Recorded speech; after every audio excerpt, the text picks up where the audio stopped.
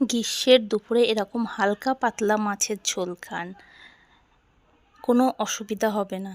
মাছের ঝোলটা প্রথমে মাছগুলোকে আমি ভেজে নিচ্ছি, এরপর মাছগুলো ভেজে আমি একে একে তুলে রাখছি। ওই তেলেই আমি মাছের মাথাটাও কিন্তু ভেজে নেব। গরমকালে এই রকম পুরো কাঁচা লঙ্কা দিয়ে মাছের ঝোলটা আমি করব, কোনো রকম লঙ্কার গুঁড়োর কিন্তু আমি ব্যবহার করব না।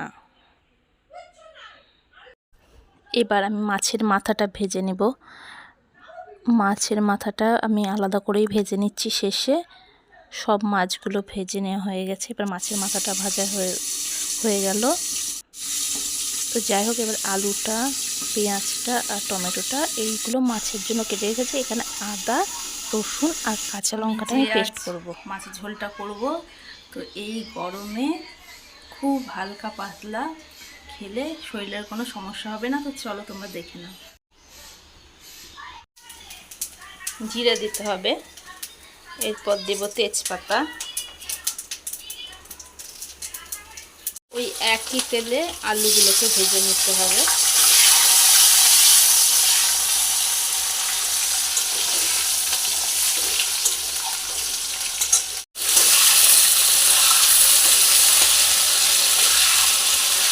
যতক্ষণ আলুগুলো ভাজা ভাজা না হবে ততক্ষণ আলুগুলো এইভাবে ভেজে যেতে হবে।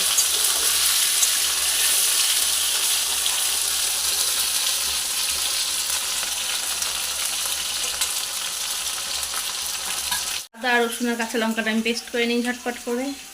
কিন্তু এখানে গোটা জিরে অ্যাড করেছি। এখানে কিন্তু আমি কোনো জিরের গুঁড়ো দিব না, এখানে আমি গোটা জিরেটা পেস্ট করেই কিন্তু রান্না করব। এবারে এর মধ্যে কাঁচা লঙ্কা, আদা, রসুনটা দিয়ে দেবো।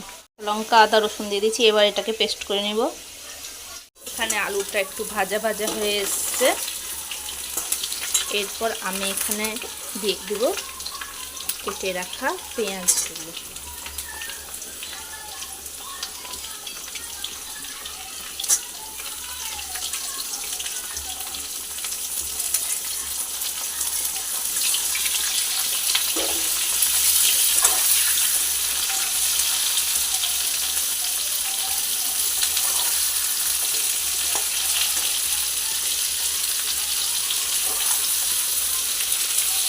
এই রান্নাটায়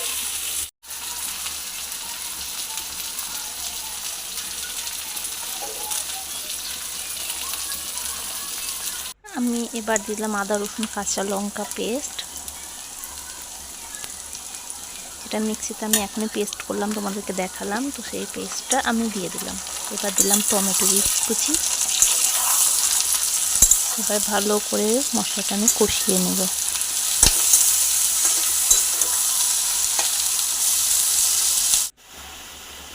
এবার দিলাম সামান্য হলুদ,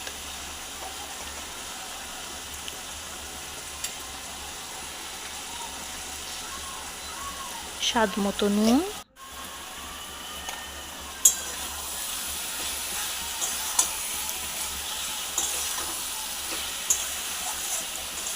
একটু নেড়ে চেড়ে নিয়ে এবার কালারের জন্য দিয়ে দেবো একটু কাশ্মীরি লঙ্কার গুঁড়ো।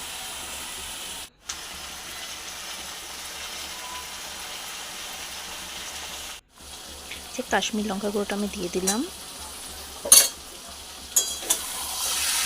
এবার দেখুন বন্ধুরা, আস্তে আস্তে কালারটা কত সুন্দর হচ্ছে।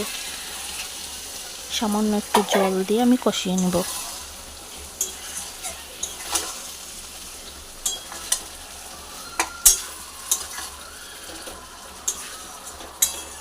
এবার এটা কষতে থাকবে, যতক্ষণ না তেলটা ছাড়ছে ততক্ষণ আমি কষিয়েই যাব।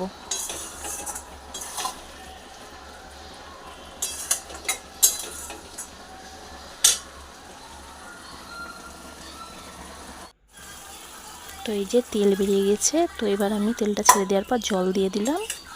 এবার এটাকে আমি ফুটতে দেবো, আর এতে একটু স্বাদ মতো চিনি অ্যাড করব।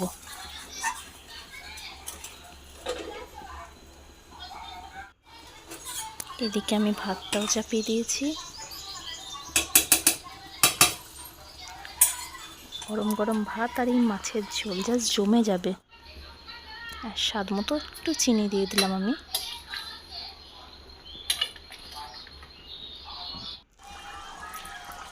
যে ঝোলটা ফুটে এসছে, এবার আমি মাছগুলো দিয়ে দিলাম এর মধ্যে।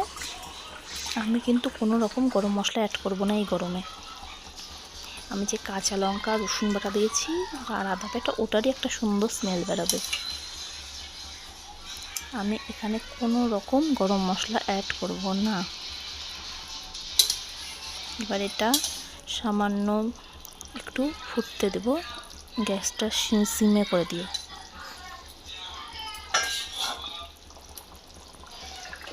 কি সুন্দর লাগছে দেখেছো বন্ধুরা? আমার তো দেখে এখনই জিভে জল চলে আসছে।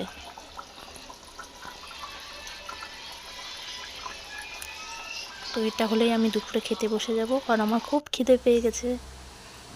যে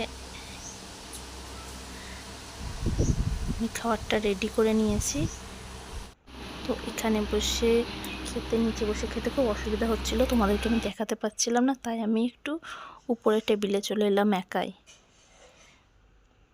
দারুণ টেস্ট হয়েছে, দারুণ। তোমরাও করে দেখবে বন্ধুরা, কেমন লাগে আমাকে কিন্তু অবশ্যই কমেন্ট করে জানাবে।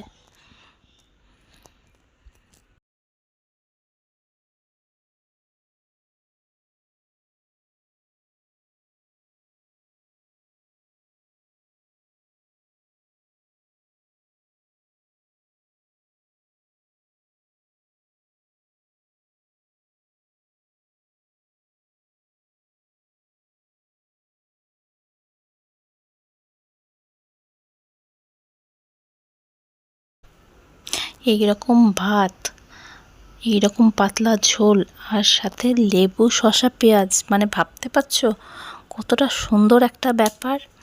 তোমরাও ট্রাই করে দেখো বন্ধুরা।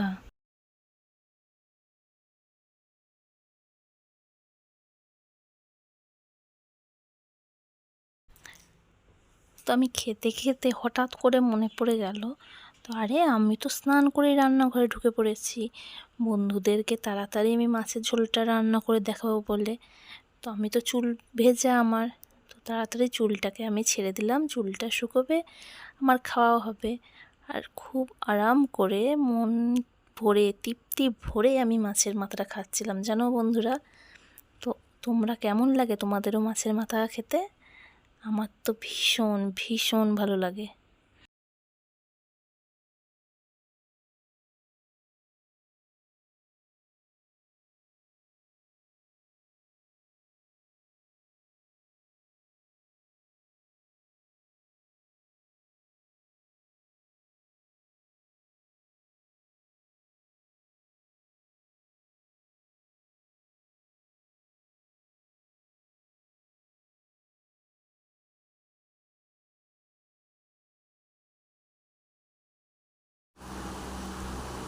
আমার মেয়ে আর বরের খাওয়া হয়ে গেছে, এবার আমি একা একাই বসে খাই, কী করবো।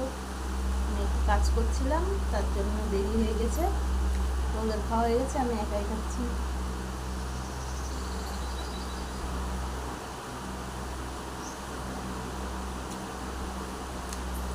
এই পাতলা ঝোলের সাথে লেবুটা হচ্ছে মাস্ট।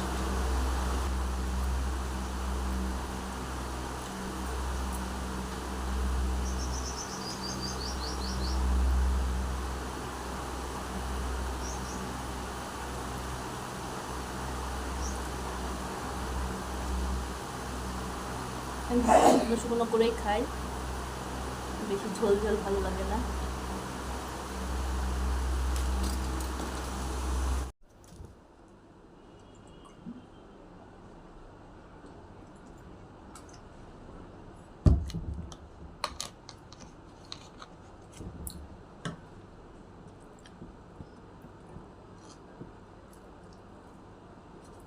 এইরকম ঝোল খেলে পেটের কোনো প্রবলেম হবে না।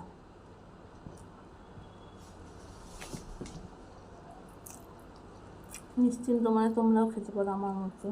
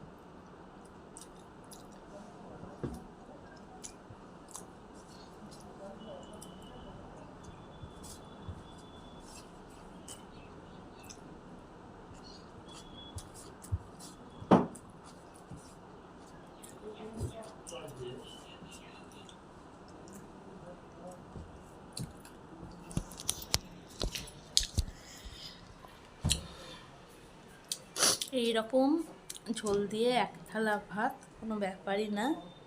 তো আপনারাও ট্রাই করে দেখুন কেমন লাগে। আমার ভিডিওটা যদি ভালো লেগে থাকে আমার চ্যানেলটা আপনারা সাবস্ক্রাইব করবেন।